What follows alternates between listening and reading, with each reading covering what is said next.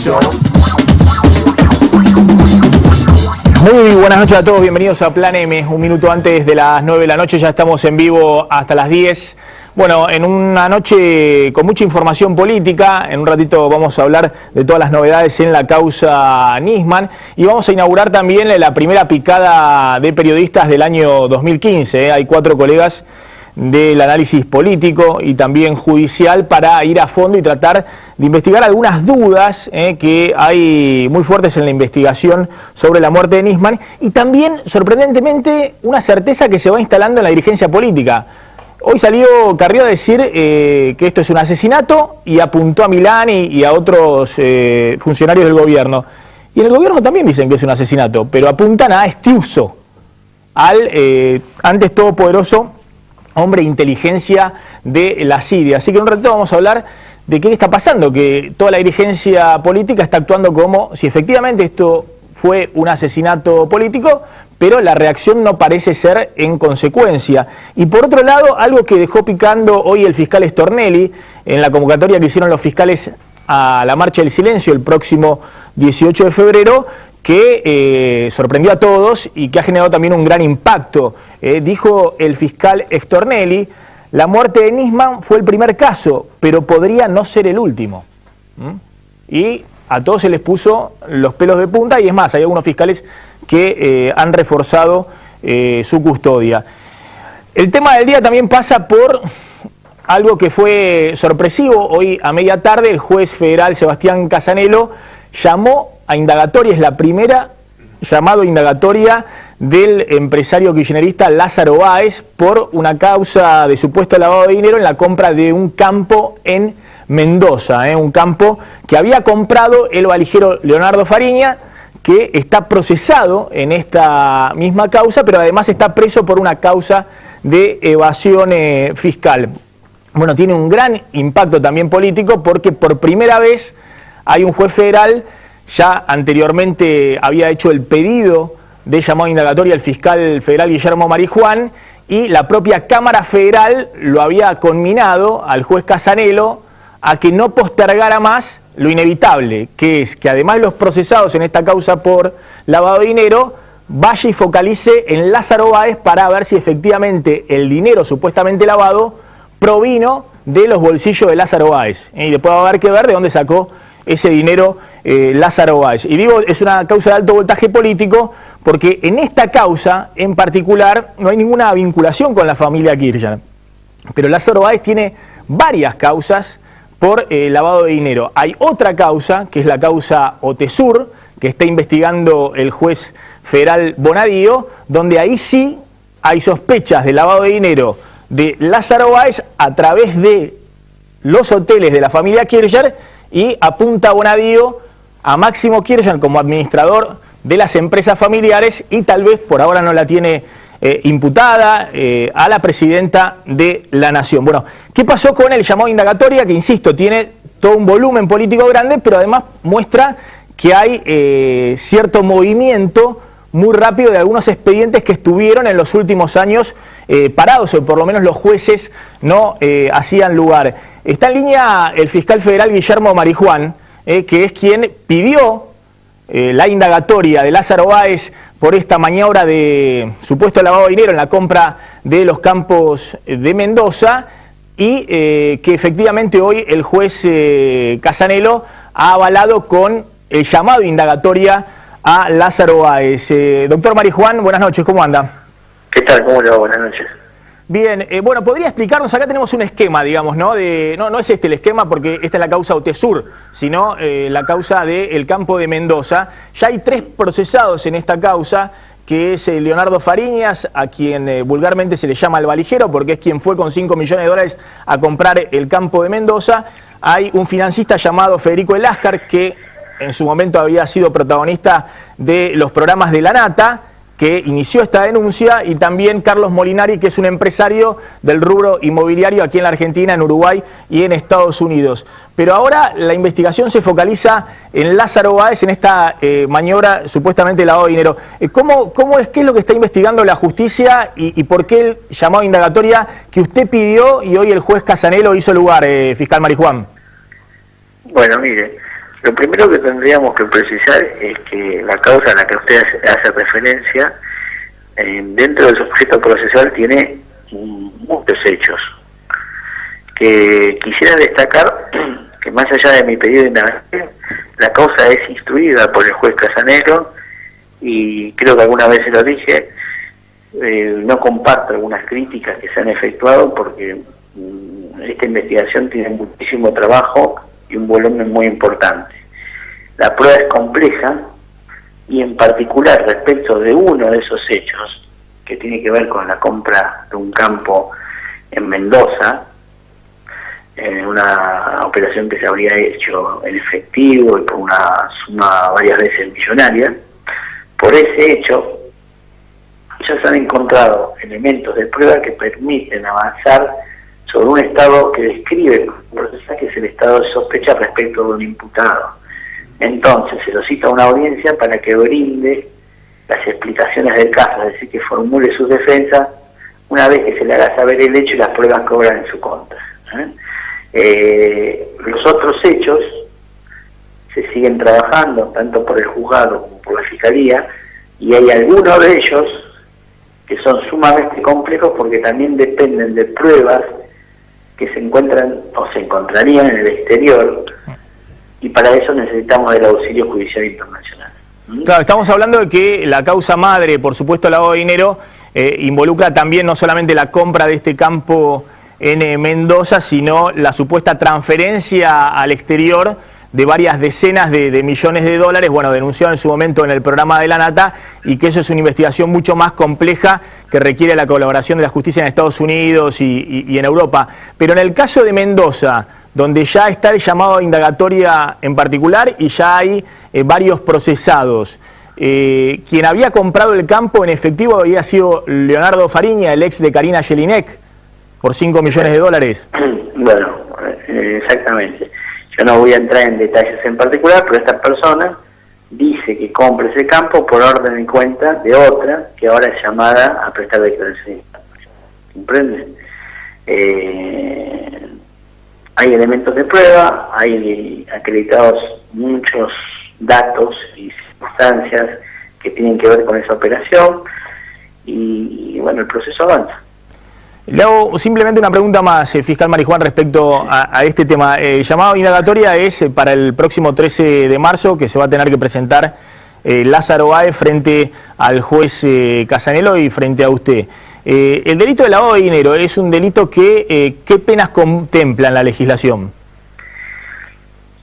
Bueno, tenemos que ver cuál es en definitiva la calificación que se escoge, y no es este el momento en donde nos preocupa el tema de la pena en realidad. Lo que estamos en este momento, en esta etapa procesal de instrucción, tratando de juntar las pruebas necesarias, al menos desde el punto de vista de la Fiscalía, ¿no?, para tratar de determinar qué es lo que realmente aconteció y si esto nos puede permitir pasar a otros estadios procesales, tal como el auto de procesamiento y eventualmente una elevación a juicio. Será el tribunal oral, en definitiva, si hubiera algún tipo de juicio, el que va a determinar la pena que correspondería para el caso. En definitiva, para no eludir su pregunta, el lavado de dinero tiene una pena de prisión elevada, y usted sabe que nuestro código prevé una escala penal con un mínimo y un máximo, entre los cuales es una escala penal donde los jueces, en definitiva, que aplican las penas, que no es nuestro caso, escogen la que correspondería para el supuesto. Pero de esto falta muchísimo todavía, al menos en esta etapa en la que nos encontramos. Doctor Marijuán, le hago una última pregunta porque usted está investigando otra causa que, bueno, que hoy tiene también mucha trascendencia, que son estas denuncias que había recibido el fiscal Nisman, y en particular este elemento que se incorporó esta semana de la foto de la revista Noticias con un tiro entre ceja y ceja del fiscal Nisman, que había recibido, bueno, la pareja de la ex mujer de Nisman, la jueza Arroyo Salgado, y que se está investigando si fue un mensaje mafioso el día anterior de la muerte de Nisman. ¿Esto es así? Sí, esta es una de las hipótesis. La doctora Arroyo Salgado entregó como esa imagen, esa revista en donde aparece ese círculo en la frente de una de las fotografías de Alberto Nisman, y bueno, nos llama mucho la atención, como le llamó la atención a la doctora Sandra Arroyo. Estamos en plena etapa de investigación. En esa causa que instruye el doctor Rodríguez con intervención de la Fiscalía a mi cargo, habían sido denunciadas otras amenazas por el doctor Nisman en su momento, que fueron requeridas de instrucción por quien está hablando, y se logró determinar que algunas de ellas provenían del exterior, o las comunicaciones pues eran vía mail, se hacían desde el exterior. Respecto de esta foto, se están tomando todas las diligencias necesarias para ver de qué se trata, si es una mancha de la revista, si es algo hecho adrede, cómo fue hecho. Todo eso lo va a determinar una pericia escopométrica en la medida de las posibilidades de los peritos, y avanzaremos. No le puedo decir más nada, simplemente esa simple diligencia y constatación que estamos haciendo sobre la imagen, y otras pruebas les pido, como tenemos que tener siempre, absoluta reserva. Está bien. Gracias, doctor Marijuán. Bueno, ahora vamos a hablar un poco de la convocatoria para el 18 de febrero, pero hoy llamó la atención, digamos, había varios fiscales federales, nacionales, ahí en Comodoro Pi, haciendo una convocatoria. Es algo totalmente inédito en tribunales. Han salido algunos funcionarios del gobierno, del propio Capitanicha, a decir que esto es una movida política, y que si quieren investigar son los propios fiscales y la justicia los que tienen que investigar por qué murió Nisman. Bueno, son puntos de vista que realmente no comparto, como me manifesté en su momento en la mañana de hoy. Es una marcha en silencio, con absoluto respeto, recordando a nuestro colega muerto, en un silencio que dijimos que representa y que tiene que significar la tranquilidad que tienen que tener los investigadores para encontrar la verdad, y además un encuentro de muchos fiscales que vamos a concurrir para acercarnos a la puerta de lo que era la dependencia de su trabajo, para hacerle saber a su equipo de trabajo que no están solos, que estamos con ellos, y que lo único que queremos es evocarlo, revocarlo, y en ese recuerdo expresar nuestro agradecimiento por el trabajo que realizó. Doctor Marijuán, gracias. Un gusto. Ahí está el fiscal federal Guillermo Marijuán, comentando una de las noticias del día que tiene que ver con el llamado a indagatoria de Lázaro Báez, y además toda la investigación que se está haciendo y que sigue el propio Marijuán sobre estas amenazas que habría recibido la familia Nisman, horas antes de encontrarse muerto al fiscal Nisman. Ya están en nuestros estudios 4 colegas, amigos. Está Adrián Murano, editor de la revista 23, el Beto Valdés, de FM Millennium, Sergio Farela, que es periodista especializado en judiciales y que tuvo la primicia esta semana respecto a ver la foto efectivamente con ese punto negro, ese supuesto balazo en la frente que recibió la familia de Nisman el día antes de encontrarse muerto al fiscal, y Gabriel Levinas, director de plazademayo.com. Ahora vamos a hablar con ellos cómo sigue la causa Nisman y por qué ahora todos, desde la oposición y desde el propio gobierno, creen que acá hay un asesinato en el medio.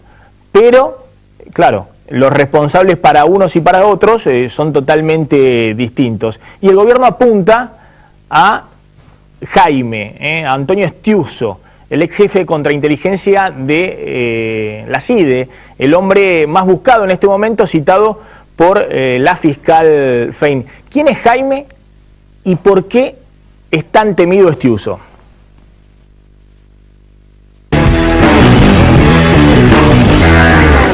En 2 meses, su nombre y su cara se hicieron más conocidos que en 4 décadas. Después de la muerte de Alberto Nisman, Antonio Jaime Estiuso quedó en el ojo de la tormenta. El gobierno nacional, que lo había catapultado a lo más alto de su poder, ahora afirma que es el responsable del cruento final de Nisman.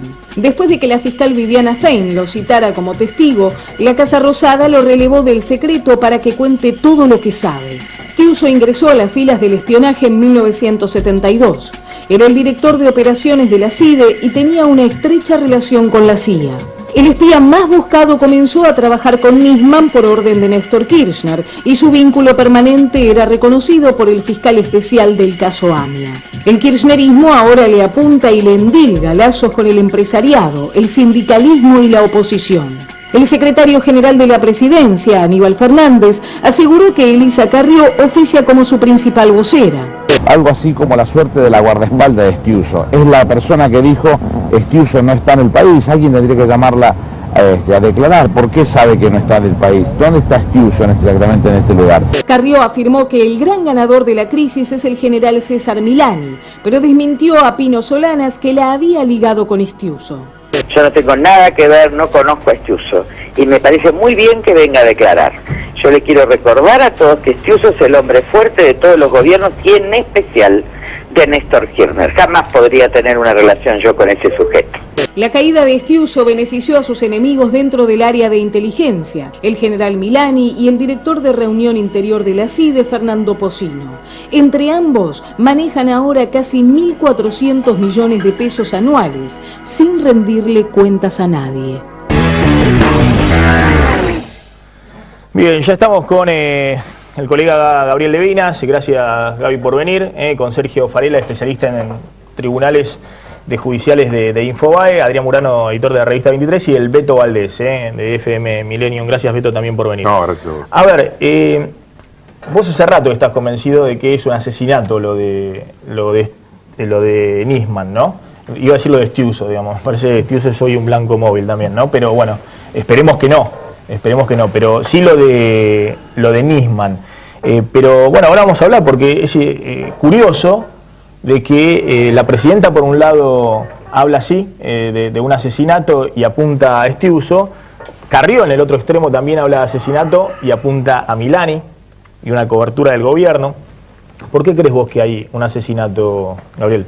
Bueno, básicamente porque todos los indicios indican eso, el hecho de que no exista, a pesar de que algún perito dijo lo contrario, no hay ninguna forma, eso lo averigüé con gente especializada fuera del país, porque no quise hablar con los de acá, especialmente porque sé que hay problemas para decir las cosas, pero no hay forma de que uno se dispare con una automática y que no queden residuos, no existe. Salvo que después le laven la mano o alguna otra cosa. Existe un solo tipo de bala que puede no dejar residuos de los que se buscan con este tipo de aparatos que se buscan acá, que es un fulminante de mercurio, que lo usan los servicios para que no se, digamos, si ellos se escapan del lugar, tiran el arma, y si le buscan en la mano no encuentran, por lo tanto es como que él no había disparado. Son balas muy especiales que se hacen en otros lugares del mundo, acá no existen. La bala esta es una bala conocida, normal, y que siempre deja residuo. Pero digamos, toda esa parte no tiene mucho sentido discutirla, porque lo que se hizo en la escena del crimen es lo mismo que se hizo en la causa AMIA, en la embajada, en tantos otros lugares donde los crímenes después no fueron resueltos, que es hacer pelota la escena del crimen, durante horas además. Una de las cosas que la Policía Federal ha hecho con mucha eficacia, y los servicios de inteligencia también durante muchos años, es hacerse pasar por idiotas. Es hacernos que nosotros creamos que son ineficientes, que tardan, que no saben hacer las cosas, y bajo ese amparo, en realidad lo que hacen es encubrir. Lo que hacen es destruir pruebas, es plantar pruebas distintas. En la causa AMIA había un montón de pruebas, de pedazos de vehículo, que después el propio tribunal los descartó, porque no habían sido obtenidos conforme a derecho, se habían hecho sin ningún cuidado, no se podía saber si realmente eran de ahí. Las pruebas además eran absurdas, porque había la bomba de nafta, según se ADEA, nunca había funcionado, no podía funcionar, los elásticos no coincidían, no eran de un mismo vehículo. Te quiero decir, todo ese tipo de tropelías que hace la Policía Federal cuando quiere emputecer, hablando mal y pronto, una escena de crimen, lo hace eso, y acá está toda la evidencia de que eso pasó. Entonces, que nosotros ahora estemos diciendo que esto es un suicidio, es un homicidio, carece de importancia en realidad, porque obviamente ya pasó el sistema habitual de arruinar todo. ¿Por qué se arruina todo? Bueno, obviamente si uno arruina algo es porque quiere encubrirlo. A mí me da la sensación de que yo hablé con Nisman la semana anterior, él me avisó en un momento, yo nunca estuve de acuerdo con Nisman, quiero aclarar, él lo sabía, me llamó y me dijo, yo sé que vos me pegás siempre, pero yo tengo ahora, voy a hacer una denuncia, más o menos me adelantó de qué se trataba, muy poco, tampoco demasiado, me dijo, dame tiempo, vas a ver de qué se trata, además vos vas a quedar reivindicado por el tema de Codarín y de Lía, porque habían también escuchas que se referían a cómo armaron ese cuento chino de que yo había apretado al tipo y que en realidad era un cuento que había inventado de Lía para hacerle la cama a la nata, pero en realidad fue al revés, en realidad efectivamente Codarín había contado lo que tenía que contar. Está bien, te estaba hablando de un empresario de combustible, una historia marginal. Bueno, pero que también figuraba en esta historia y que él decía, vas a quedar reivindicado. Bueno, habló de eso. Después, una vez que presentó la denuncia, hablamos con Jorge Lanata en el programa, con él, y después volví a hablar con él y después nos mandamos un mensaje de texto que me contestó y después íbamos a hablar y no hablamos. Esto ya fue el día viernes. Él tenía un montón de planes para el lunes, para el martes, para el miércoles. Había un montón de elementos. Mucha gente además que habló con él también, Waldo Wolf de la DAIA, Patricia Bullrich, Viniaski el día sábado, que te hacían pensar en un tipo que estaba trabajando y llevando adelante un proceso de cosas que no de ningún modo se condice con un tipo que se suicida. A ver, esperamos un segundito. Hoy estuvieron con Lanata hablando con Carrió, ¿no? Sí. Y Carrió dijo, entre otras cosas, lo siguiente, explosiva Carrió, muy fuerte, planteando este tema del asesinato y hablando sí de una interna en los servicios de inteligencia, pero apuntando al general Milani, que maneja la inteligencia del ejército. Claramente esto se trató de un operativo de inteligencia. Miren, yo cerré el caso cuando encuentro que la pareja de Arroyo Salgado le manda a Arroyo Salgado un WhatsApp con una foto sacada del Noticias con un tiro. Esta es una operación de inteligencia, esto no estaba en el kiosco, no hay coartada. Se trata de una operación de inteligencia interna, está claro que acá el gran beneficiario es Milani. Milani hoy es el jefe de la inteligencia interior, el jefe desplazado es Estiuso. Ambos incurrieron en crímenes. Yo no tengo nada que ver, no conozco a Estiuso y me parece muy bien que venga a declarar. Yo le quiero recordar a todos que Estiuso es el hombre fuerte de todos los gobiernos y en especial de Néstor Kirchner. Jamás podría tener una relación yo con ese sujeto. Pero quiero que se sepa la verdad. Esto es una operación del actual jefe de inteligencia que ha tomado, de hecho, y que es capaz de matar, lo ha probado con delitos de lesa humanidad y que lo están escondiendo todos. Milani. Segundo, miren cómo viene. Asume como secretario general de la presidencia un criminal como es Aníbal Fernández. Nadie repudia porque fue jefe de gabinete. 2 semanas después lo relevan a Estiuso. 3 semanas después lo matan a Nisman, pero sí es tan clarito. Y el vocero, el que da las pistas, el que dice es Estiuso como enemigo, cuando era el socio principal de Kirchner, cuando era el que diseñó la política de Estado con Kirchner, pasa a ser alguien de la oposición. Está loco, señores. Estiuso es de ustedes. Está el vocero que ensucia la causa con las operaciones de Milani, tiene nombre y apellido y sale a hablar solo para esta causa. Después sale Capitanich. Hay que seguir la secuencia. Miren, el gran derrotado fue Bernie, lo mandaron. ¿Sabe quién salió atrás? Aníbal Fernández, porque quieren sacarlo de seguridad, porque Aníbal Fernández controla lo peor y mafioso de un organismo de la Policía Federal que está desde la dictadura. Tercero, hubo zona liberada. Hay ex militares vinculados de inteligencia, vinculados a la agencia de seguridad. Y yo cuando ratifique la denuncia voy a mostrar los boletines oficiales. Entonces, esto es un escándalo internacional. Un político en la Argentina, alguien tiene que poner este límite, porque ahora me dirán de todo. Pero el día de mañana, en 6 meses, me van a dar la razón. Bueno, ahí estaba Carrió, ¿no? Durísima, como siempre, pero a mí lo que me llamó la atención es que Carrió va en una hipótesis similar al gobierno, pero apunta para otro lado. Bueno, lo que hace Carrió tiene una lógica, porque en realidad... El gobierno busca pegarla a Estiuso, a Carrió, sí, ¿no? Por lo que dijo Pino Solana. Yo no sé ni se me ocurre quién puede haberlo matado a Nisman. Lo que sí es seguro es que Milani es beneficiario de esta situación. A propósito, de casualidad, no sé. Pero que el que sale ganando en todo esto es Milani, no me cabe ninguna duda. Ahora, el gobierno dice... que Carrió dice públicamente lo que en privado plantea gran parte de la dirigencia política opositora, prácticamente lo mismo. Y los fiscales que se van a movilizar el 18 y gran parte de los jueces. Me parece que ese es el dato político central, así como hay un sector del gobierno que considera que le tiraron un muerto. Y en ese sentido es muy particular la cuestión de que aparezca Aníbal Fernández impulsando... está bien, Aníbal Fernández tiene un viejo enfrentamiento con Jaime Estiuso, incluso con la Secretaría de Inteligencia, pero lo paradójico es que aparece aliado de Milani cuando Milani crece políticamente, acercándole eso fue famoso en el 2007 cuando la presidenta gana las elecciones presidenciales. Aníbal Fernández quería quedarse con el Ministerio de Defensa que ocupaba Nilda Garré, y toda esa movida con el general Montero, que en ese momento era el jefe de inteligencia del ejército, la descubre Milani, que se la pasa a Garré, y a Fernando Pocino, que es otro personaje clave en toda esta historia. Que ya quedó como hombre fuerte en la CIDE. Y es el ganador del recambio dentro de, o sea, la salida de Francisco Larcher y Héctor Icazuriaga y la llegada de Parrilli significó, sobre todo incluso Juan Carlos Mena, que se habla muy poco de el número 2 hoy de la CIDE. El señor 8, digamos, sí, que es un nexo entre los sectores más radicalizados del kirchnerismo y el general Milani.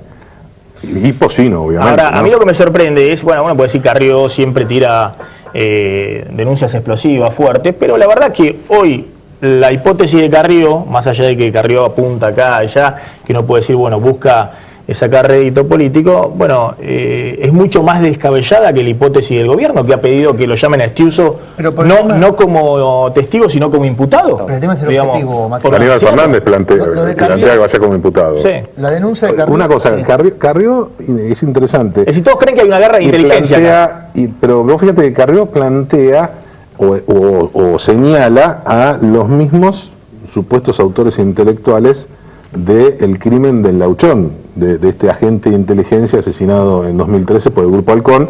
Hay efectivos de la bonaerense detenidos, y eso para muchos es el principio de esta guerra, con un intento incluso de una especie de atentado que recibió uno de los operadores judiciales del gobierno, como Javier Fernández, que uno dice incluso que está fuera del país, porque hay mucho miedo. Entonces me parece que ese dato es interesante. Es decir, hay mucha gente que expresa o que plantea esto que dice Carrió, pero obviamente no lo va a decir públicamente. Sí, de todas formas, yo lo que veo es lo siguiente. A ver, la denuncia de Carrió, muchas de las cosas que está contando Beto, lo que vos planteabas como guerra de inteligencia, se plantea en un marco. ¿Cuál es el marco?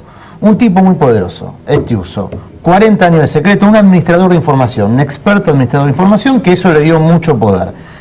Queda fuera de su coto de poder.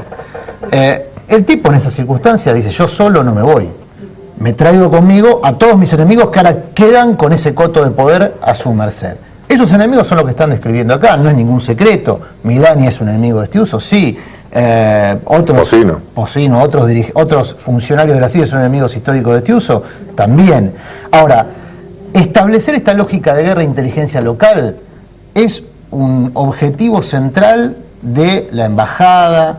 A ver, busquen en el diario Clarín, hace una semana salió una nota sin ninguna fuente reconocible, o sea, un funcionario de la CIA dijo que la muerte de Nisman era consecuencia de una guerra de inteligencia local.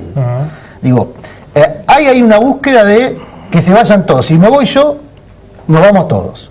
Y es razonable que eso ocurra porque nadie le deja el coto de poder a otro gratis. Ahora, este es un andarivel que demuestra una cosa que me parece que es central. Hay poderes transitorios en los países, en las democracias, hay poderes transitorios y poderes permanentes. Poder político es transitorio, hay elecciones, se renueva. Los poderes permanentes son el poder económico, fuerza de seguridad, fuerzas militares, servicios de inteligencia y servicios que gravitan en todos estos sectores. Hay servicios que están en la Policía Federal, pero que tienen relación con las fuerzas de Fuerzas Armadas. Bueno, ese es el poder permanente. Y el poder permanente opera a veces de manera brutal. No es la primera vez que ocurre algo como lo que ocurrió con Nisman. Yo recuerdo... Acá, pero, discúlpame, Adriana, acá también hay que abrir una segunda pregunta, que es la que después vamos a discutir. Si efectivamente estuvieran acá descontrolados los servicios de inteligencia durante los últimos 12 años, o si estuvieron... Todos los servicios de inteligencia son descontrolados, se descontrolan, se autonomizan.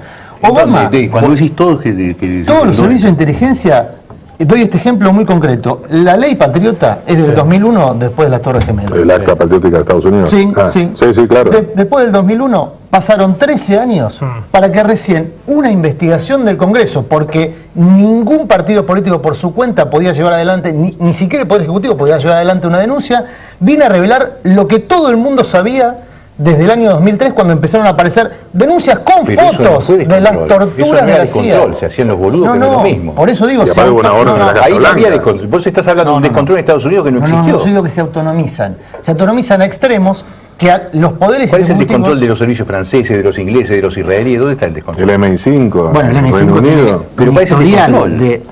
A ver, pero, la muerte, pero no de carpetazo. Digo, para no ir la muerte de Lady Di, entre otras cosas, sí, expuso, más allá del rol o no rol que hayan tenido los involucrados, incluso judicialmente, que todas las fuerzas de seguridad involucradas en ese episodio se habían autonomizado. A ver, pero Adrián, vamos a bajar un poquito. Vamos a bajar un poquito. Perdón, y el Poder Judicial. ¿Por qué no hacemos? Vamos al revés. Todo esto empieza con un atentado en la AMIA el 18 de julio del 94. Sí. En ese momento, desde el inicio, las fuerzas de seguridad, el gobierno, la justicia, la CIDE empezaron a hacer el trabajito de siempre de encubrir, de patear la pelota para otro lado, y dejaron un problema a largo plazo enorme. ¿Cuál es el problema? El problema es que cuando vos encubrís de la forma que se encubrió, empezás a tener un montón de socios. Cada uno de los tipos que encontró algo y dice, no, eso escondelo, acá cambialo, el otro subilo, el perito que hace esto, el tipo que dice que le encontró un amortiguador en no sé dónde y no era cierto. Toda esa gente pasan a ser socios del Estado, socios complicados, no socios comunes. Son todos tipos que saben algo y que mañana, si alguno de esos tipos se manda algún delito y vos lo querés meter preso, te dicen, no, pero mirá que entonces yo te muestro lo que... Entonces todo eso, esto que pasó ahora es una explosión de eso. Es esto que está pasando ahora tiene que ver con todos los gobiernos, sin excepción, que ayudaron a ese encubrimiento, que no quisieron... Pero igual hubo un cambio de estrategia en este gobierno. Un segundo. Una cosa era la política de Néstor, respaldando a Stiuso frente a su pelea con Vélez y dándole muchísimo poder, y de hecho operando Stiuso a órdenes de Kirchner, el carpetazo de Enrique Olivera, que era una truchada, Ponta Cuarto, la efedrina de Narváez. Stiuso con el gobierno. Pero, digo... yo no sé si el tipo estaba tan hay cumplía órdenes. Él cumplía órdenes y las cumplía bien. Por eso Néstor lo bancaba. Digamos, además otra cosa, no es extraño, porque además así se hace. Pero discúlpame, porque le quiero preguntar a Sergio Varela, porque nosotros estamos hablando de un tema clave como es el atentado a la AMIA, después todo lo que pasó con el memorándum con Irán, que dicen rompió la relación de Nisman y Stiuso con el gobierno, porque hasta ese momento Nisman era hasta un fiscal, diría, alineado con el kirchnerismo, vos lo conocés bien, y Stiuso totalmente alineado, porque como vos decís, todas las operaciones políticas esas tenían la veña de Néstor Kirchner después de Cristina. No había, aparte empezaban ahí y terminaban en 678. De Narváez, el narcocandidato, y apareció desde un carpetazo de la CIDE, y después hay una causa por la efedrina que involucra a muchos funcionarios. Pero bueno, eso rompe, y le voy a preguntar a Sergio Varela, que es especialista en tribunales, me parece algo que al gobierno lo vuelve loco, que es que en los últimos 2 años empiezan a moverse en la justicia federal causas de corrupción que estaban detenidas. ¿Y por qué? Bueno, porque la CIDE tiene, y lo denuncia el propio gobierno, mucha relación con fiscales y con jueces federales. Algunos dicen, este de la CIDE, este otro es de la CIDE. Ahora, el problema es que hasta ese entonces, esa relación de la CIDE con la justicia le había servido al gobierno para frenar absolutamente todo. De hecho, para eso usaba la CIDE el gobierno, para operar en tribunales y que no se moviera un expediente. Cuando eso se rompe, además del final del ciclo político, es lo que preocupa al gobierno. Eso es lo que termina de alguna manera implosionar en tribunales, donde estamos viendo que hay causas que antes no se movían y que empiezan a correr, pero no desde ahora, ¿no? Desde los últimos 2 años. Y yo creo que cuando fue con la causa del vicepresidente, en el caso Chicone, fue el primer cimbronazo, si se quiere, donde le empezaron a pegar al gobierno por ese lado y después empezaron un montón más. Sumaron a la procuradora, que no es un dato menor, donde tiene múltiples causas en su contra, tiene incluso pedidos de indagatoria, y después se fueron sumando otras. Milani denunciado, bueno, Moreno enviado a juicio oral y público, pasa lo mismo con Amado Vudú, ahora en breve Hoy citaba indagatoria Lázaro Báez. En 10 días vamos a conocer una resolución de la justicia contraria también a Vudú en el tema Chiconi. No es un dato menor tampoco, porque estamos en un año electoral donde en una de las causas fue enviado a juicio, pero ahora se viene otra causa donde podría estar más complicado. Se está hablando de cohecho con la compra de Chicone. Entonces creo que sí, digamos, en los últimos años hubo una escalada donde se fueron animando. Empezó uno con una causa, después se le fue sumando otro fiscal, y bueno, son todos los días una investigación. Mucho influyó la ofensiva de la famosa democratización de la justicia. Sí, claro. Ese es el punto de inflexión, claramente. Sí, se sienten a través de como que... O Clarín, ¿no? O la pelea con Clarín. En tribunales cada vez nos están copando más el espacio. ¿Cómo lo están copando? A través de la procuradora, designando fiscales amigos. El poder permanente. El gran desafío que tiene la política argentina desde el regreso a la democracia es ¿qué hace con el poder transitorio? Con el poder permanente. ¿Qué hace el político que está un tiempo determinado y que aparte se somete periódicamente a elecciones, al escrutinio de los medios, a la opinión de todos nosotros, con aquellos que están al margen de todo esto? ¿Qué hace? La mayoría de los políticos están tentados a pactar porque tienen poco tiempo, y romper con eso es, en definitiva, lo hemos visto muchas veces, condenarse a persecuciones judiciales, muchas veces infundadas, pero después cuando termina... Pero no es solo pactar, Adrián, es utilizar a los servicios de inteligencia, tanto militares como de la CIDE, para hacer llegado el momento, hubo poder político para echarlo a Tiuso. Además, él habla de los poderes permanentes y se olvida de que el Estado... El poder permanente de 11 años fueron los sobrevive gracias al poder permanente. Y se muere cuando el poder permanente está en manos de tipo como Infran, que no se van nunca y duran casi tanto como Estiuso. Entonces el problema acá es que la burocracia es una regulación del Estado al mismo tiempo. Es el alma, que acá justamente el problema de la burocracia nuestra es que es mala, porque permanentemente es cambiada por tipos inexpertos. Fíjate lo que pasó con la PAC Campo, la que han metido miles y miles de tipos que no saben un pomo en puestos de importancia. Pero el mejor ejemplo, encima el Estado empieza a fracasar en su el mejor ejemplo respecto a esta cuestión de lo que decía de los poderes permanentes, Adrián, es que Néstor Kirchner, con el consenso político que tenía en el momento que uno de sus ministros estrellas, Gustavo Vélez, está bien, viola una ley y demás, pero apunta contra Estiuso, y Kirchner elige a Estiuso, y le tira por la ventana Vélez. Una cosa es tener consenso político. No, pero en no algunos quiso, sectores, no es que le tuvo miedo, porque después lo utilizó políticamente a Estiuso. El 20% de los votos. Pero eso... Y venía a imponer una Corte Suprema que en realidad bien, pero vos decís fue una obligación, por una amenaza de la vieja Corte Suprema. Pero decís que bancó a Estiuso por debilidad política. Un dato, ¿sabés que para utilizarlo políticamente? Estamos algo que es fundamental, que es lo siguiente: no hay manera de esclarecer un atentado como el de la AMIA sin los servicios de inteligencia de acá y de afuera. Obviamente. Entonces cualquier pretensión de desprestigiar a Nisman, con el cual yo no tengo nada que ver, nunca tuve, me pareció que lo que hizo está mal en su investigación, estoy hablando de la causa AMIA.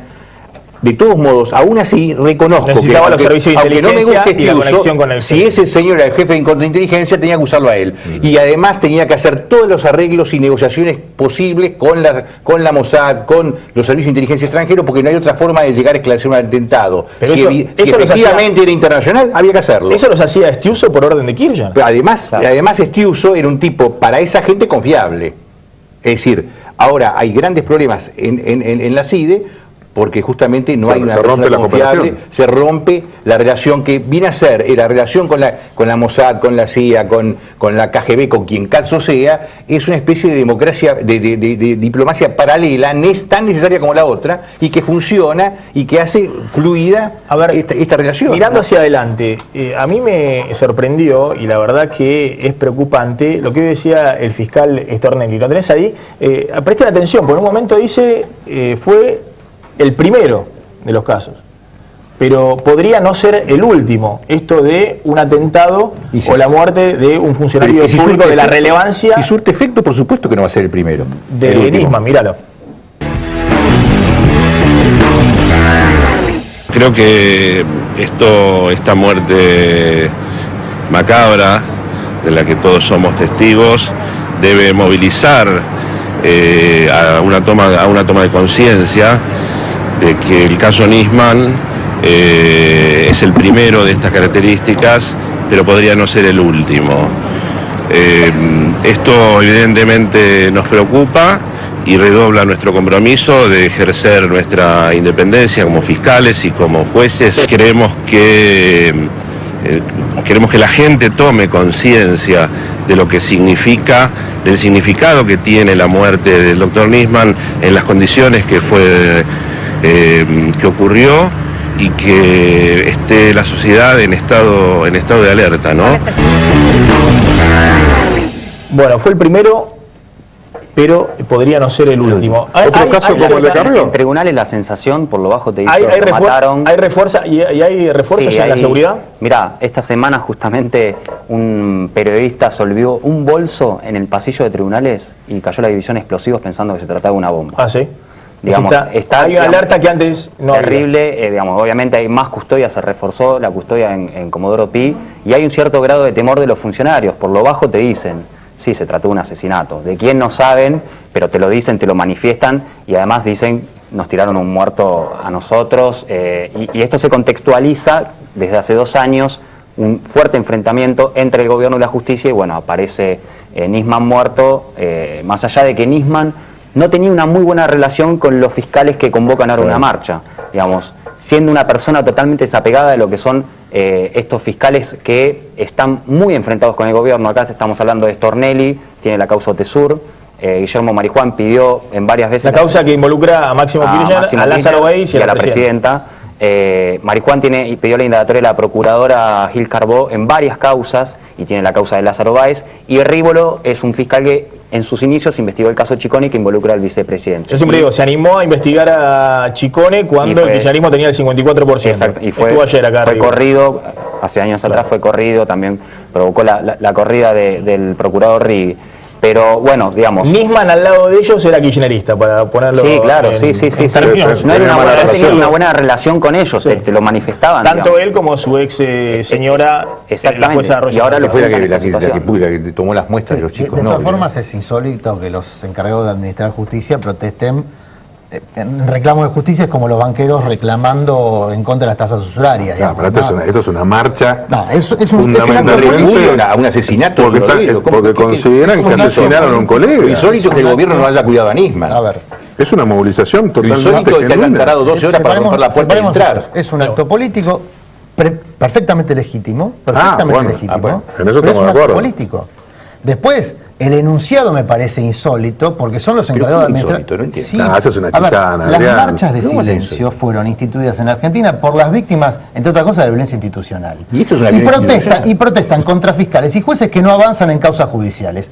Esos son las marchas de silencio. No, la protesta es apropiarse contra de ese Alejandra Gil recurso. Carbó y contra Alberto Fernández, entre otros. Pero no parece ser muy fácil avanzar en contra del gobierno. Voy a uno, fiscal, ¿no? Pero ¿en serio vos creés, Gabriel, que el gobierno es el poder omnímono de la Argentina? Bueno, ¿Realmente crees eso? ¿Que el poder político en la Argentina maneja todos los hilos de lo que ocurre en el país? No, yo creo que no manejan todos los hilos porque son bastante ineficientes. Pero el gobierno, olvídate, el anterior. No, pero no Alfonsín. Este es el gobierno que más poder tuvo de 1983 a la fecha, Adrián. Pero no podemos negar que en esta década este es el gobierno, Néstor y Cristina, que más poder tuvieron en todos estos años. Esta pequeña anécdota... Ni Menem ni Alfonsín tuvieron ese poder. En el año 86, por una foto de la revista Somos, descubren que Alfonsín tenía como custodio a Raúl Guglielminetti. Sí. Tuvo que salir una foto en una revista para que alguien dijese, che, ese tipo es un carnicero. ¿Qué hace custodiando al primer presidente del regreso a la democracia? Pero es incomparable aquel tiempo, estamos a 3 años de salir de la dictadura. Ese es el poder permanente que yo digo. Pero al año siguiente de los jueces, habían pasado 2 años de la democracia. Pero Antonio Troco le dio la cara, fue al Congreso y se fue a su casa. Bien, esa es una enorme diferencia la democracia, con funcionarios que no renuncian. Pero a ver, renunciaron 12 comisarios de la policía. Se fue el ministro del Interior. Perdón, el poder permanente. Acá no se llamo el nadie. poder permanente durante 3 años hasta que saltó de casualidad. Pero ese era un al gobierno lado del débil. primer presidente de la democracia a un carnicero. Pero pará. Pero ahora Milani, Entonces, jefe del ejército y es otro carnicero. ¿Entendés lo que digo? Yo digo, ¿Cuál es la cuando digo el diferencia? poder permanente es que esos tipos que están desde décadas y décadas y que se reciclan y se reciclan incluso de Pero en padres aquella a época hijos. lo echaron y ahora lo ascienden. ¿Qué me estás diciendo? Lo que yo te digo es esto. Tienen resortes de poder que son mucho más intensos y mucho más eficaces en muchos casos que los que pueden tener el poder político. A mí me encantaría que fuese al revés. Yo quiero que sea. A ver, volvamos. Le critico a Kirchnerismo que no lo haya hecho al revés. Pero tampoco puedo negar lo que es. Pero Milani no es Guglielminetti que se coló y generó el grupo Alén que se desarticuló y se fue Trócoli. A Milani lo condecoran. Perdón, tuvieron que tiene un presupuesto, el ejército no se puede creer.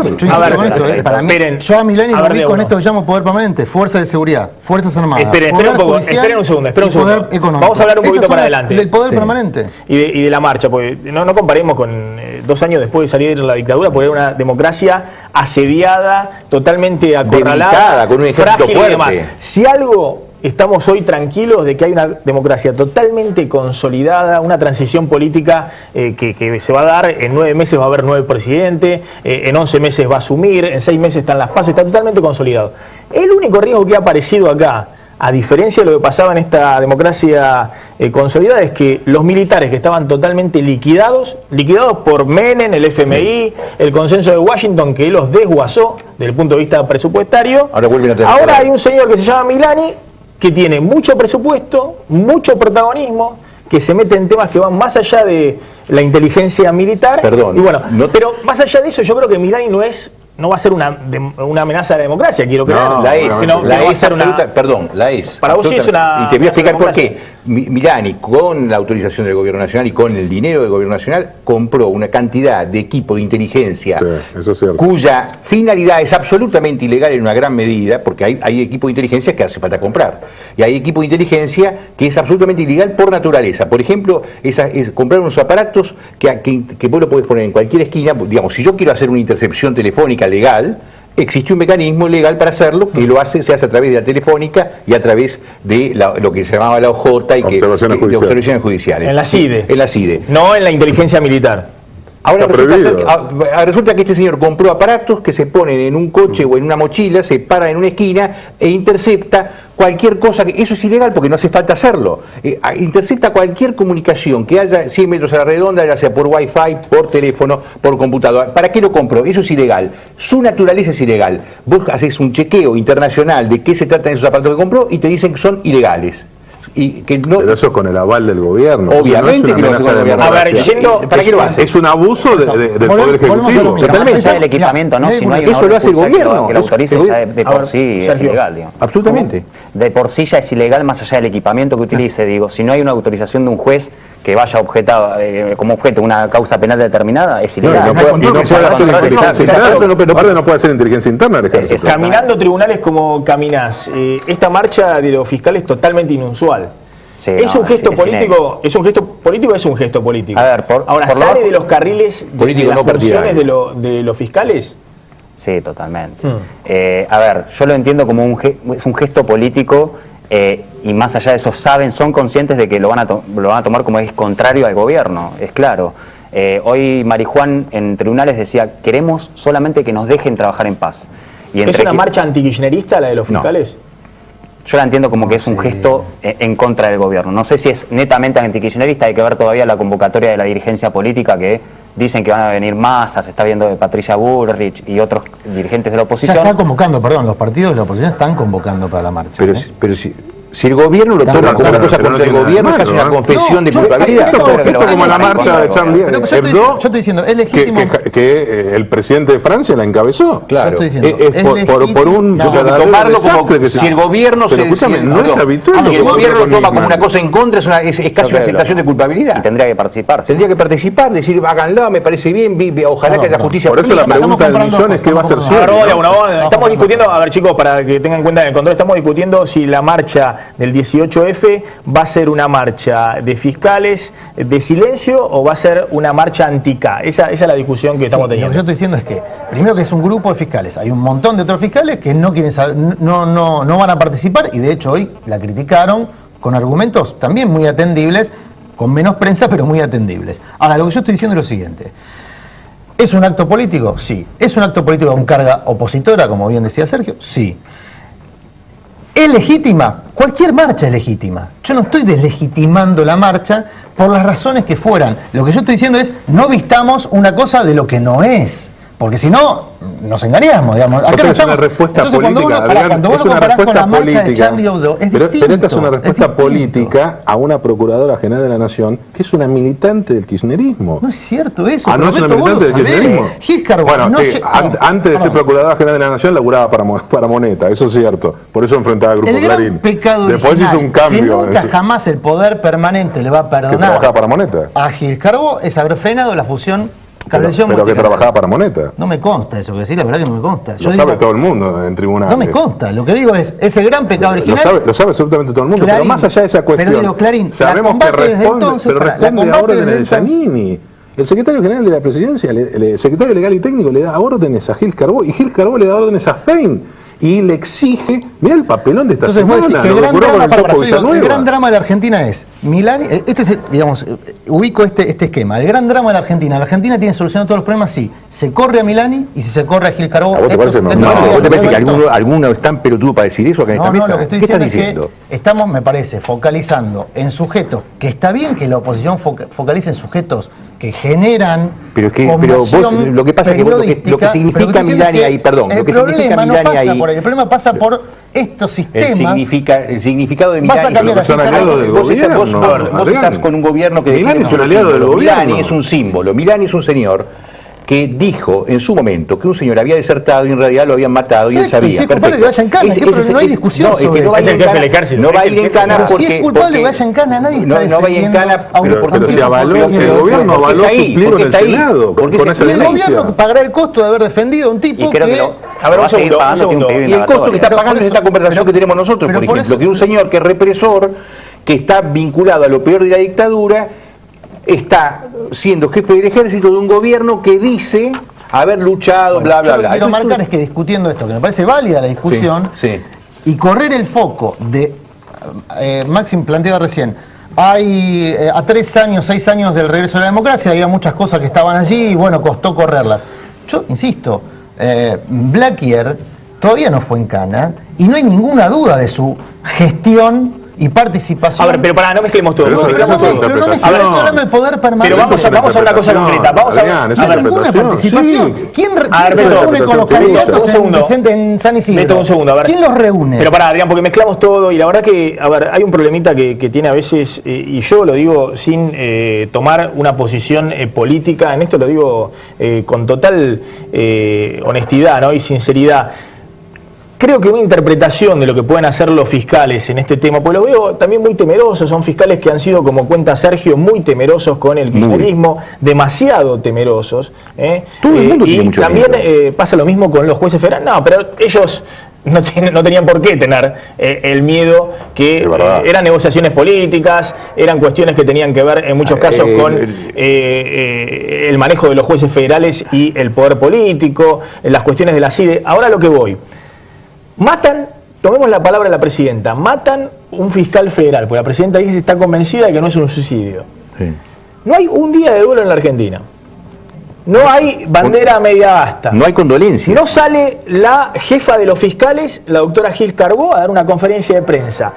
La señora presidenta, en vez de ponerse al frente y decir vamos a darle todos los recursos porque yo no quiero terminar mi gobierno sin que se esclarezca este caso, lo que hace es, sale a hablar mal del muerto, empieza a tirar teorías típica de cosa un lado de los milicos, para el otro, demonizar a la víctima, una cosa y terrible. por otro lado dice que son todos los jueces corruptos, hasta el juez Lijo, que fue el que recibió inicialmente la denuncia del doctor Nisman, que dicho sea de paso, han salido varios fiscales a decir, esperen un poquito, porque como denuncia, así como dijo Aníbal Fernández que es una borrada, los fiscales creemos que tiene elementos para ser investigados. Ellos están convencidos y hay fiscales de que la denuncia es seria. Que tienen la operación que inició Berbigi, que después siguió el resto. Que tiene cierta jurisprudencia. Ahora lo que voy, con todos estos elementos, es una marcha antikirchnerista la de los que se pueden sumar antikirchnerismo, no hay duda. Obviamente, va a haber antikirchnerismo todo el mundo va a curioso en la marcha. Ahora ¿no? La de los fiscales, yo digo, si no reacciona un tipo que está laburando en esas condiciones. Es un grito de. Bueno, es un pedido. Pero es un tipo que no merece ser fiscal. Pero digamos, la connotación de la marcha que va a tener. A un colega lo mataron, no hay un reconocimiento mínimo. Se dice que todos los fiscales y todos los jueces son corruptos desde el máximo poder. ¿Y saben lo que está viviendo la doctora Fein? No provoca la propia presidenta la reacción, esta reacción de los fiscales. que perfectamente podría haber desactivado fíjate, si el día 1 decía... Pero vos fíjate lo que pasó, fíjate lo que pasó, porque acá lo que se trata es de la justicia, ¿no? Todo lo que estamos buscando es que la justicia funcione. Salieron a decir que esa denuncia no tenía fundamento, que bla, bla, bla. Y lo que hicieron fue hacer una operación muy sencilla, era exigirle una denuncia. ¿La denuncia qué es una denuncia? Una denuncia es: yo supongo que acá puede haber un delito. Simplemente, supongo que hay un delito. Porque acá tengo una escucha, tengo esto y todo lo otro, entonces pido que se investigue. No puedo hacer más, porque para poder tener más yo tengo que estar empoderado por un juez que me permita hacer allanamientos, llamar testimonio, y ahí se empieza a armar una cosa que en algún momento puede o no llegar a juicio oral. Pero para iniciar, lo que hace falta son indicios, sospechas, algunos elementos. Eso sobra, pero se recontra sobra. Lo que hizo Berbisky es exigir la denuncia que tenga la solidez de una condena prácticamente. Sí. Confundió la denuncia con la condena. Sí. Fue una operación. Es una vivada de a lo que voy. Que después se prendió Aníbal, se prendió todo el mundo. A lo que voy. Ahora la denuncia tiene un juez por sorteo, es decir, había caído en el juez Lijo. No sé, es Rafeca. Está bien, pero a lo que tendrá que investigar la Rafeca. Sabemos en la debilidad política que se encuentra Rafeca, Sergio lo sabe muy bien. Está bien, pero hay un fiscal igual que interviene. A lo que voy es la justicia que tenemos. Podría haber caído en Ollarvide, la podría haber tenido Lijo. Lijo fue presionado.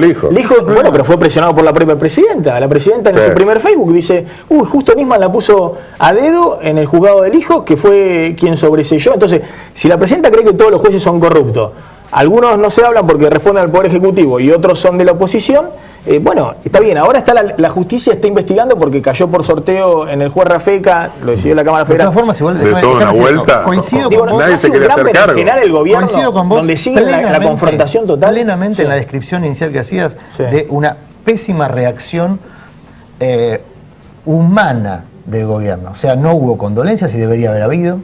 No hubo una postura de tomar el asunto como un problema de Estado y la jefa de Estado ponerse al frente de ese asunto. Ahora, es cierto que en un año electoral, después de una caracterización que la presidenta viene haciendo hace bastante tiempo respecto a lo que ocurre con el Poder Judicial o lo que ocurre en el Poder Judicial, en medios y demás, a mí me hubiese gustado que la reacción fuese como la que vos describías. Ahora, la presidenta reaccionó, ayer me decía un fiscal, reaccionó como una imputada.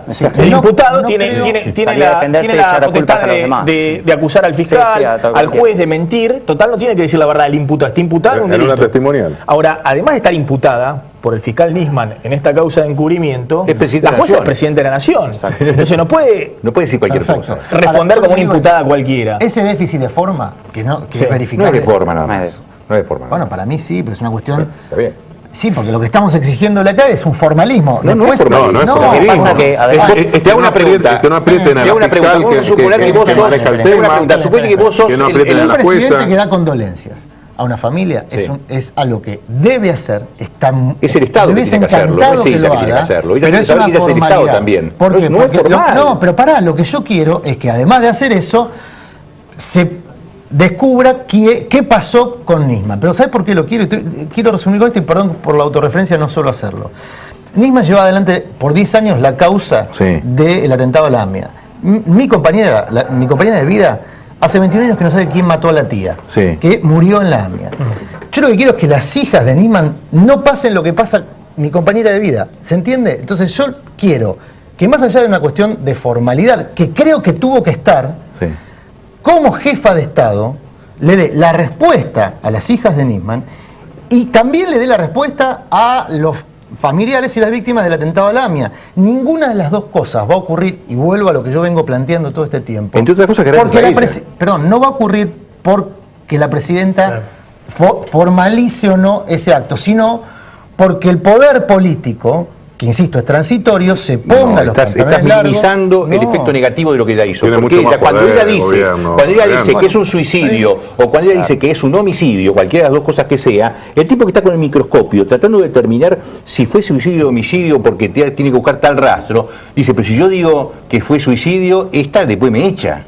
No, pero no solo eso. La presión que hay en cada uno de los tipos de la justicia, cuando la presidenta... Yo conozco el caso. Completo, el viernes de la semana pasada... al microscopio hasta el presidente de la Corte Suprema están aterrados por lo que puede ser una presidenta. Absolutamente. Sí, te voy a explicar por qué. Porque cuando en la inspección de justicia un tipo rearmó el expediente de Chicone y lo echaron. Pero el mejor ejemplo, 40 años la gran mayoría... tiene miedo. Una cosita, la gran mayoría de los gobernadores... El viernes pasado, 17 gobernadores fueron a aplaudir a la presidenta y en privado no están de acuerdo en lo más mínimo con la estrategia del gobierno. Se agarran la cabeza. Y sin embargo, fueron ahí porque le tienen miedo, a que le corten el chorro. No, y a Milán. Los gobernadores del PJ también le tienen miedo a Milán. Pero aparte, lo que hay que también tener en cuenta, yo insisto con esto. Si no, hay miedo en la Argentina, Adrián, Beto, por favor. Beto. Hay miedo en la Argentina. No hay miedo en la Argentina. Y mirá lo que cuenta Sergio. Vos no sentís que estás del lado correcto. No, están locos. ¿Cómo estoy del lado correcto? Bueno, esta es otra discusión que tenemos. Pará, no exageremos, Gaby. Es una locura. No exageremos. ¿Cómo hay miedo en la Argentina? No, digo, ¿Vos tenés idea de la causa que me armaron a mí? No, pero a ver, Gaby, lo vamos a discutir. Yo lo viví. No, digo, hoy. A mí casi me meten en cana por una historia que no existe. Gaby, en 9 meses, no, pero digo, no exageremos en el sentido de que ya está la presidenta en 9 meses, hay otro pero tiene mucho poder de daño todavía. A ver, en 9 meses hay otro presidente. En cualquier país del mundo, sensato, hoy no se está hablando más de la presidenta. No se habla más del presidente, lo que hay que hablar es del que viene. Pero en cualquier país sensato la presidenta no se pone a hacer todos los tratos que hace con China antes de irse, impidiendo al país por 50 años. ¿Vos crees que todo lo que está haciendo la presidenta, pero vos crees que lo que está haciendo la presidenta son gestos de fortaleza, son todos gestos de debilidad? Pero que nos joden a nosotros. Pero sí, pero estoy describiendo lo que está pasando. Será una señal de debilidad, pero te demuestra que tiene al PJ en el bolsillo, manda las leyes que sean al Congreso y las saca. Yo te decía hace un año, va a sacar la reforma de la CIDE no modificando absolutamente nada, y cualquiera ha dicho, no, si no tienen poder, la va a sacar. Pero esa reforma de la CIDE en 9 meses no existe más. Vamos a ver. No sé. Pero vamos a ver. Se renueva la mitad de la Cámara de Diputados, un tercio del Senado. Ojo, no es tan fácil. Está bien. ¿Y por qué aparte no debería existir más? Digo, yo estuve leyendo, la hablé con gente. No voy a entrar en esa discusión. Hay objeciones muy fuertes, porque todo parece indicar que si hay un recambio político, esas objeciones fuertes, y sobre todo si no se esclarece Nisman. Si no se esclarece Nisman, no es un problema de la presidenta, de esta presidenta, que insisto, tiene 4 años del próximo gobierno por delante, que va a tener que abrir todos los archivos de la CIDE que no abra Cristina hoy, que no abra Cristina hoy, lo va a tener que abrir apenas llegue el próximo gobierno. ¿Vos decís que el próximo gobierno va a abrir los archivos para mostrar cuáles son los jueces, los fiscales, los periodistas que cobran de la CIDE? Y para mostrar todas las acciones. Ojalá. Pero tiene que hacerlo. Él no dice que vaya a ocurrir, tendría que hacerlo. Firmo ya. Si viene un tipo y me dice, mira, yo voy a hacer esto y es posta, firmo ya, no importa, poneme el nombre. Tendría que hacerlo. Tendría que hacerlo, obviamente. Sin duda. Ojalá. Me parece que va a Yo coincido con vos. Ojalá. Es muy difícil. Pero me parece que si no se esclarece, un gobierno que gane en a lo mejor lo que tendría que hacer más fácil es poner los que no cobran, que son menos. Y bueno, y también Gaby, también lo que va a tener que hacer, si no se esclarece Nisman, no es un problema de Cristina, si no se esclarece Nisman. El problema de Nisman es que no hay manera de desrelacionar lo de Nisman y lo de la AMIA, es toda la misma historia. Para poder llevar adelante una cosa tenés que... Es muy difícil ser optimista respecto al esclarecimiento. Por supuesto. A esta altura no son optimistas. Es muy difícil. Sí, se están barrando mucho la cancha. Sigamos buscando, no sé qué... Hay versiones ahora de que el informe de toxicomanía, que se va a conocer el día de la marcha, va a dar mal. Va a traer alguna sorpresa, vos lo habrás escuchado. Sí, se maneja esa versión. ¿Ah, sí? Sí, de sustancia. ¿Y alguien puede creer ese informe?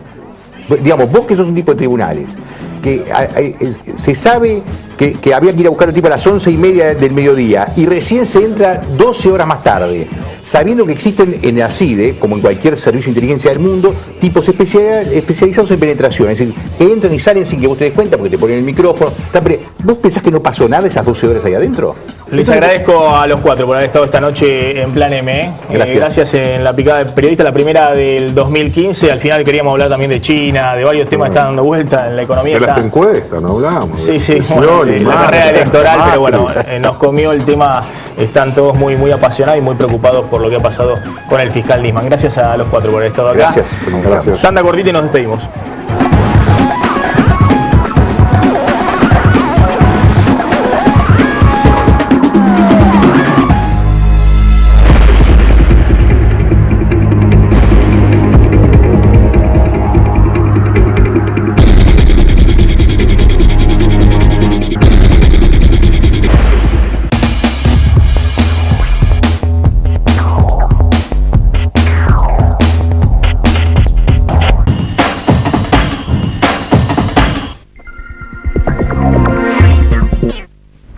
Córdoba, territorio de la industria metalmecánica, automotriz y de autopartes. Aquí, como en toda la Argentina, a la hora de renovar sus maquinarias, las empresas piensan en Adrián Mercado. Adrián Mercado, el placer de operar con el que sabe. Llegó el momento, no hay por qué correr. Mira el mundo y disfruta cantando. Respeta la velocidad, disfruta. Un cambio hay que bajar. Relojes Feró, para marcar los momentos inolvidables. El mejor regalo para ella, para él y para vos. Con su colección de diseños exclusivos. Relojes Feró. Adquiéralos en las joyerías y relojerías más importantes del país.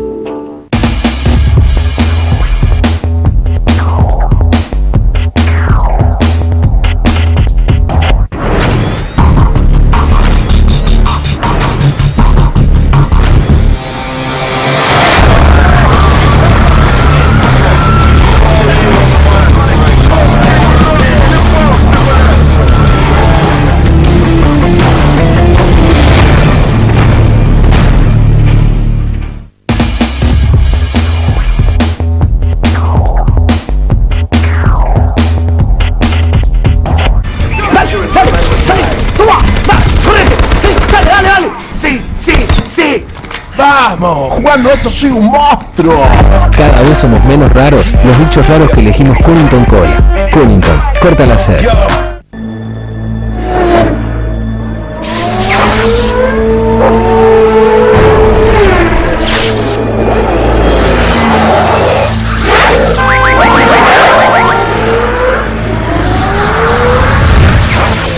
TV digital, más internet, más telefonía, más Wi-Fi 10 megas por solo 499 pesos final por mes. Y en verano, Telecentro te regala 200 pesos de bonificación para que elijas el triple pack que quieras. Llama ahora al 3969-2222. Telecentro.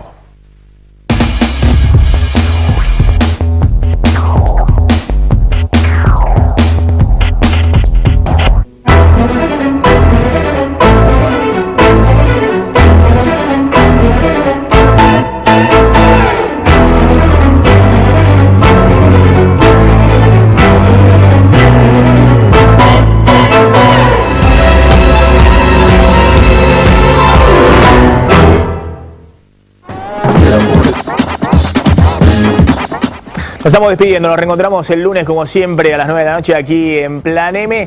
Quédense en Canal 26 y tengan todos muy buen fin de semana. Chao, pásenla bien.